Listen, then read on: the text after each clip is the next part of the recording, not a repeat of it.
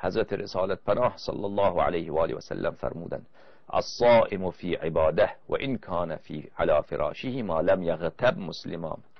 بله، روزدار در حال عبادت هست ولو در حال خواب. همین که خوابیده نفس میکشد برای او عبادت مینویسند. خوابیده، استراحت نموده، خوابیده، برای او عبادت، یعنی عبادت سجده پیش پروردگار عالم، رکوع پیش پروردگار عالم، تسبیح پروردگار عالم، عبادت. مگر این که خود این شخص اینقدر مسکین و بیچاره باشد که شروع بکنند به غیبت نمودن. بیدار میشه شروع میکنن به غیبت. و کسانی که عادت دارن غیبت بکنن، غیبت یعنی شما عیب یک مسلمان شیعه را، شیعه مؤمن را پشت سر او بگویید، این غیبته. بعد بگویید چرا غیبت میکنی؟ میگه راسته. خب اگر دروغ بود که تهمت بود، همین که راست هست گناه هست. غیبت نمودن، این غیبت نمودن گناه کبیره هست.